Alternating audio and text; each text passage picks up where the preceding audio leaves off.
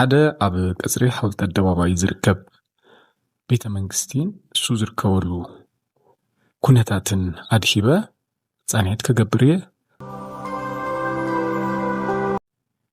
ሰላም ክቡራት ተኸታተልቲ ቤትና ኢንተርቴይንመንት ከመይ ትቕንዩ? ሓደ ታሪካዊ ቤተ መንግስቲ ኣብ ኣኽሱም ይርከብ። እዚ ቤተ መንግስቲ ኣብዚ ሕዚ እዋን ኣብ ኣዝዩ ኣጸጋሚ ዝበሃል ኩነታት ይርከብ።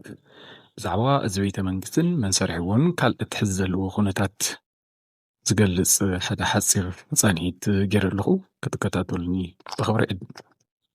ኣኽሱም ከምቲ ዝፍለጥ ኣብ ውሽጣ ብርክት ዝበሉ ቤተ መንግስታት ዝነበርዋ ጥንታዊት ስፍራ እያ።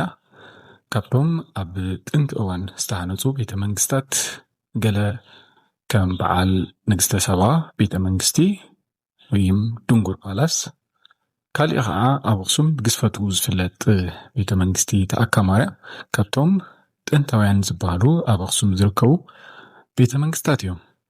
ኣብ 19ተ ክፍለ ዘመን እውን ናብ ኣኽሱም ቤተ መንግስታት ተሃነፁ እንትኾኑ ብደጃዝማች ገብረስላሴ ባርያ ገብር ኣብ ክልተ ስፍራ ይርከቡ።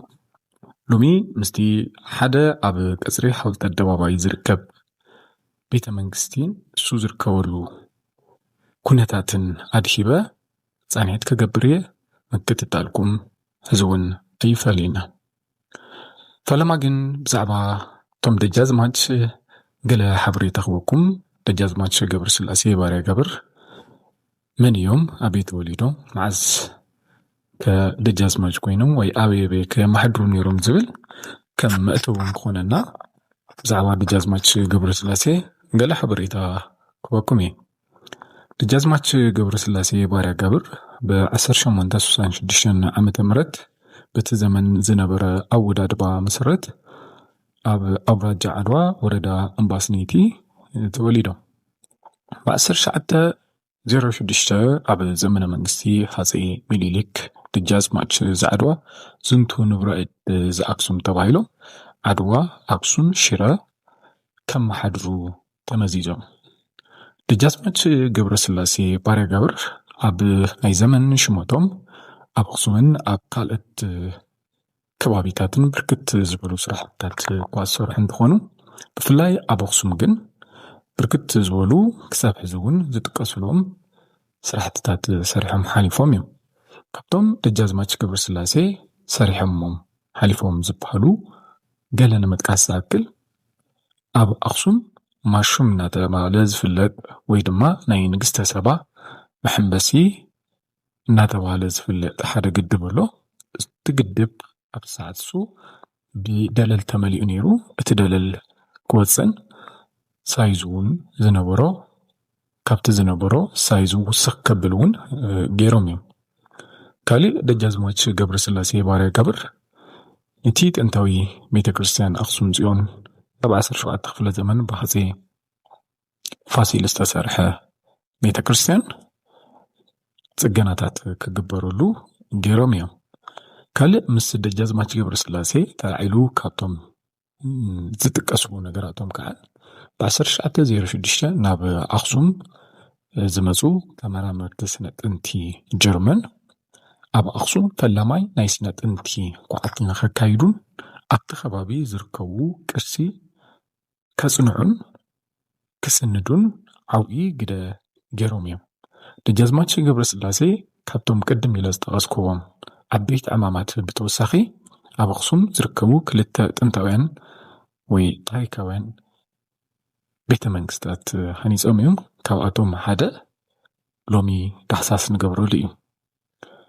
ፈለማ ግን እቲ ኣብ ኣኽሱም ብፍሉይ ዝፍለጥ ወይ ከዓ ብኣክሱማይት ሄሪቴጅ ፋውንዴሽን እናተባህለ ዝፍለጥ ኣብዚ ሕዚ ሰዓት ከዓ ንቤተ ንባብን ቤተ መዘክርን ኮይኑ ዘገልግል ዘሎ ቤተ መንግስቲ እቲ ብ1906 ዝተሃነፀ ቤተ መንግስቶም እንትኸውን እቲ ሕዚ ዳሕሳስ ንገብረሉ ናይ ደጃዝማች ገብረስላሴ ባርያ ገብር ከዓ ቅድሚ እዚ ቤተ መንግስቲ እዚ ከም ዝተሃነፀ ዝረኸብክዎ ሓበሬታ የመላኽት።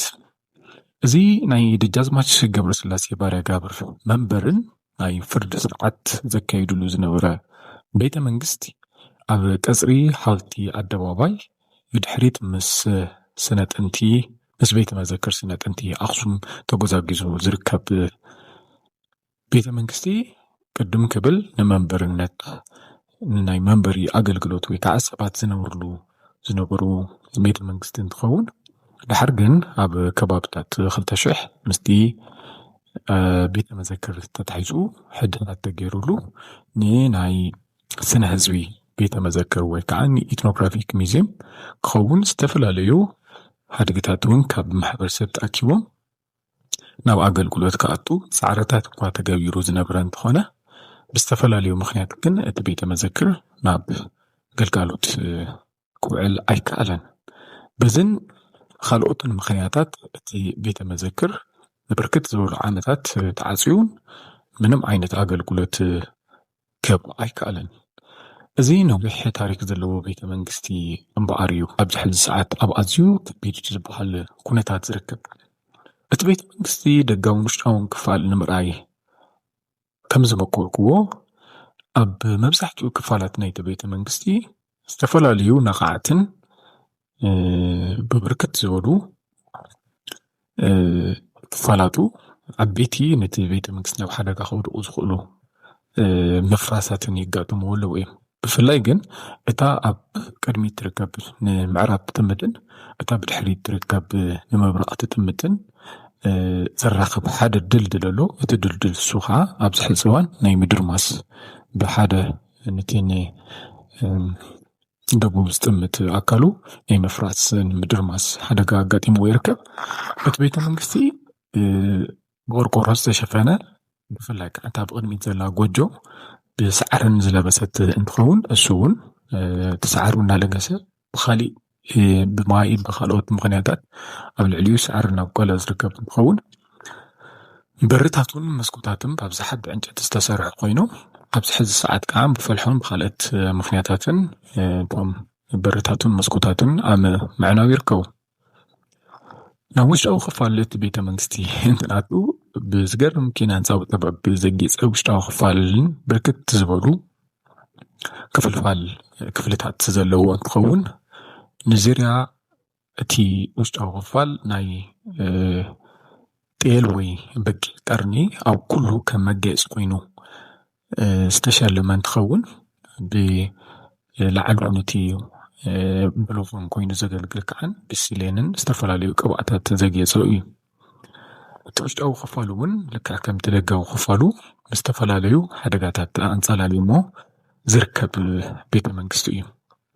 እዚ ቤተ መንግስቲ ብሓፈሻ እንትርአ ከቢድ ዝበሃል ናይ ምፍራስ ሓደጋ ኣንፃላሊዎ ዝርከብ ቤተ መንግስቲ እንትኸውን እዚ ቤተ መንግስቲ ዝግብኦ ናይ ፅገናን እንክብካቤ ስራሕ ተዝግበረሉ ንዝተፈላለዩ ግልጋሎታት ክውዕል ዝኽእል እዩ።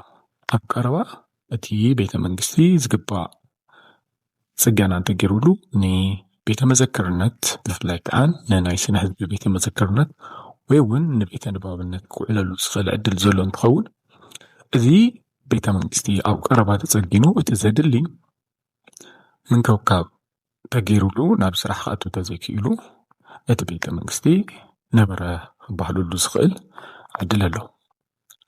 ኣብ ናይ ሎሚ ፀኒሐተይ እቲ ቤተ መንግስቲ እንታይ ይመስል ዝብል ዳህሳስ ገይረ ኣለኹ።